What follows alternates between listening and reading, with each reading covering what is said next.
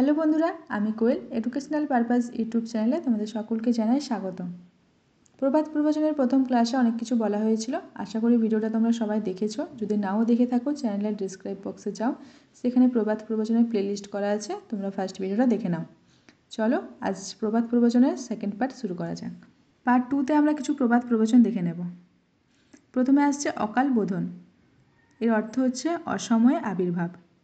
উদাহরণ হিসেবে দেওয়া হয়েছে, এখন অসময়েও সব ধরনের সবজি বাজারে পাওয়া যায়, এই জন্য অকাল বোধন, মানে যেটা অন্য সময়ে ঘটে থাকে। অথৈ জল, এর অর্থ হচ্ছে ভীষণ বিপদ। অসময়ে চাকরি হারিয়ে ছেলেটি অথৈ জলে পড়ল। অতি আশা বাঘের বাসা, এর অর্থ হচ্ছে অতিরিক্ত কোনো কিছুই ভালো না।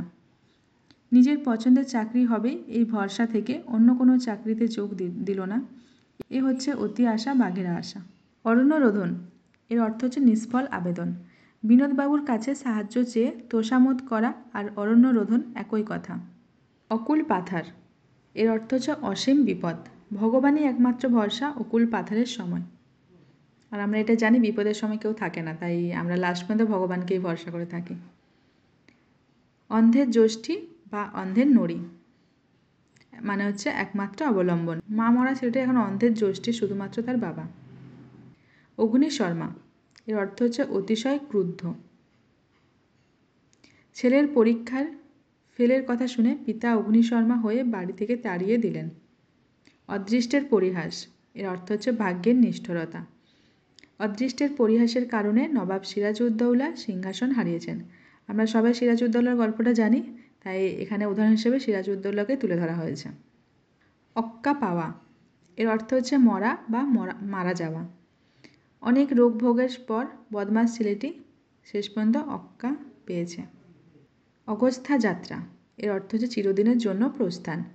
গ্রামে নতুন দারোগাবাবু আসার পর ডাকাতদের অগস্ত্যা যাত্রা হয়েছে, মানে ডাকাতরা চলে গেছে, ভয়ে পালিয়ে গেছে। অন্তর টিপুনি, এর অর্থ হচ্ছে অলক্ষ্যে অন্যের মনে ব্যথা দেওয়া। অন্তর টিপুনি দিয়ে লোক হাসানো বোকামির কাজ। এরপর এসছে অগাধ জলের মাছ, এর অর্থ হচ্ছে সুচতুর ব্যক্তি। লোকটাকে সরল মনে হলে লোকটা আসলে অগাধ জলের মাছ, মানে খুব বদমাশ ব্যক্তি সে। অকুলে কুল পাওয়া, এর অর্থ হচ্ছে ঘরতোর বিপদে আসার আলো দেখা।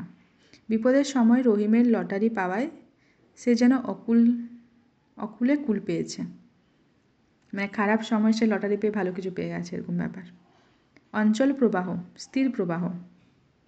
হঠাৎ কিছুদিন অঞ্চল প্রবাহ বৃদ্ধি পাওয়ায় স্বপনের জীবনে অশান্তির বিরাজমান।